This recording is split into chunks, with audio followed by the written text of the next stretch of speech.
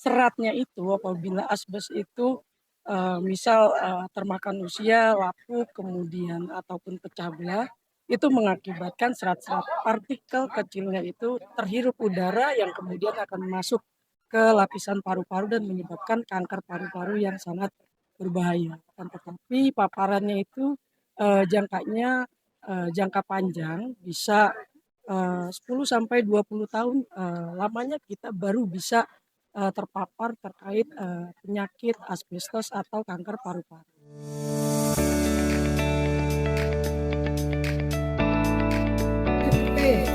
THSI, saya Gigi, yang kami hormati juga kepada Ketua FPTHSI Bapak Hamdi.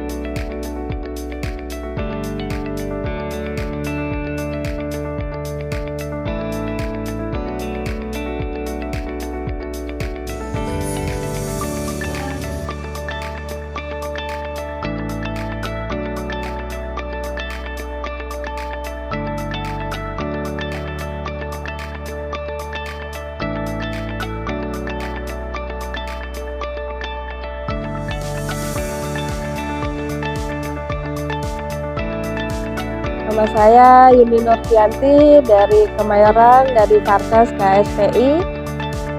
Saya berterima kasih dengan adanya sosialisasi bahaya asbestos. Saya mendapatkan pengalaman dan bahayanya menggunakan asbes. Dan untuk kedepannya saya harapkan untuk sering-sering mengadakan sosialisasi bahayanya asbestos. Terima kasih. Dan saya hormati ayah ibu beserta ibu dan hadirin yang hadir di dalam Allah Subhanahu wa Ta'ala. Ini penjelasan seperti inilah yang ditunggu oleh masyarakat. Rata-rata tuh di WA itu berbicara demikian. Sangat menggabungkan itu sampainya dan dipahami sedikit tapi benar. Dibuatkan aturan, dibuatkan ini di share itu sangat. Baru di kawan-kawan kami tenaga honorer dan PPK paruh waktu itu rata-rata baru mengetahui bahaya asbes itu ternyata ada. Daripada namanya PAK, akibat penyakit akibat kerja itu bukan BPJS Kesehatan tapi adalah BPJS Kesehatan seharusnya. Kenapa menjadi anggota dari APC itu sulit? Karena untuk menjadi anggota konfederasi tingkat tinggi, dia membutuhkan persyaratan yang sangat ketat. Salah satunya adalah soal independensi gerakan.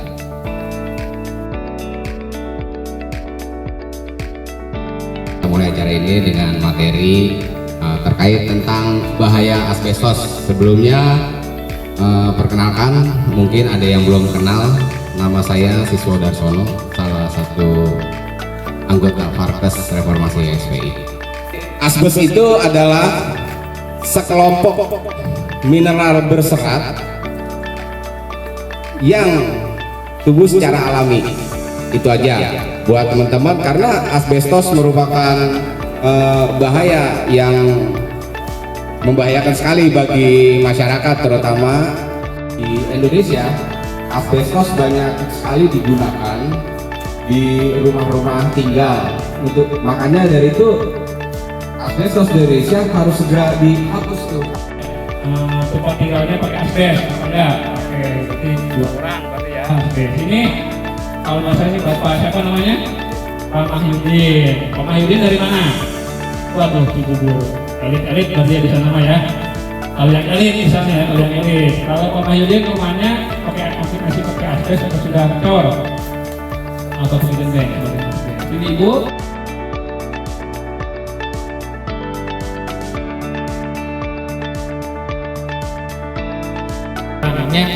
Bukan ke syarat terkait dengan penyakit yang lain, tetapi menyerangnya ke dalam, yaitu menyerangnya kepada paru. Dan juga rekan-rekan lainnya, karena ini ada sesi tanya jawab, mungkin tadi yang dipertanyakan adalah terkait perbedaan asbestos dan alderon.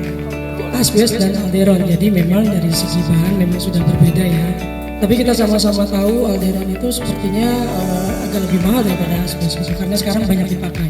Kalau Khawatirkan ini cucu-cucu saya ya, masih kecil-kecil gitu kan, ada 6 tahun, 4 tahun, 7 bulan ya. Takutnya mereka memang terpapar ya, kan kayak sekarang kayaknya gampang sekali batuk, pilek gitu kan, terus apa gitu. Apakah itu keamanannya terjaga nggak pakai aluminium itu gitu? Terima kasih begitu. bagian aspirin yang booster yang sedikit yang masuk botol yang Halo semuanya, kenalin saya Irena Amalia dari Kaskes HSPI. Saat ini saya sedang telah mengikuti acara dari sosialisasi bahayanya asbestos.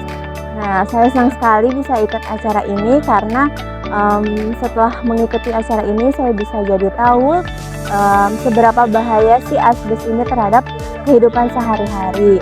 Saya berharap semoga kedepannya bisa ada acara seperti ini lagi supaya kita dan masyarakat lain juga bisa tahu bahaya-bahaya yang akan terjadi di kehidupan sehari-hari ke depannya. Terima kasih.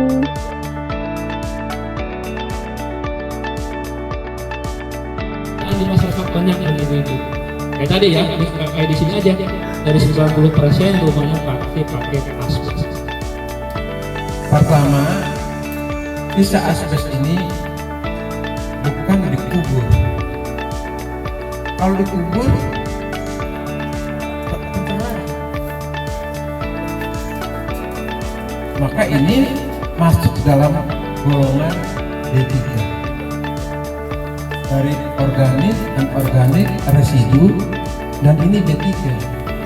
Kalaupun dibuang harus ada tempat khusus.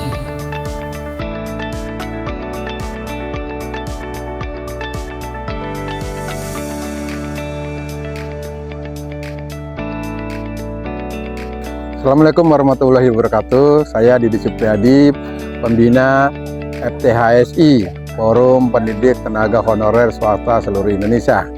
Dalam hal ini kami sama-sama mengikuti sosialisasi bahaya asbestos di Rumah Honorer Ayah Didi Sabtu 11 Juli 2026. Ada beberapa hal yang mungkin perlu saya sampaikan. Yang pertama adalah narasumber. Mungkin narasumber ke depan agar lebih baik lagi untuk mempersiapkan baik itu materi dalam bentuk teori maupun juga dalam bentuk praktek-praktek di lapangan atau praktek-praktek baik yang telah dilakukan oleh beberapa orang tentang asbes. Yang kedua, peserta juga diharapkan untuk sama-sama mensosialisasikan. Jadi, semua peserta ini bisa juga menjadi narasumber untuk mensosialisasikan bahaya asbestos. Dengan cara semua media sosial, semua aplikasi dimanfaatkan seperti TikTok, seperti Instagram, seperti YouTube, atau tulisan-tulisan ringan, atau komentar-komentar ringan yang isinya mengarah bagaimana bahaya asbestos itu perlu dicegah. Dan yang terakhir, masukkan bahwa bahaya asbestos ini bagian dari kita untuk menuju ke lingkungan yang bersih, lingkungan yang baik, menuju Indonesia Emas pada tahun 2045. Dengan demikian bahwa KSPI dan Partai Buruh yang mempunyai 13 platform, salah satunya adalah tentang lingkungan hidup. Masukkan sosialisasi ini bahwa bagian dari memperbaiki lingkungan hidup baik di Indonesia maupun di dunia. Terima kasih. Assalamualaikum warahmatullahi wabarakatuh. FPI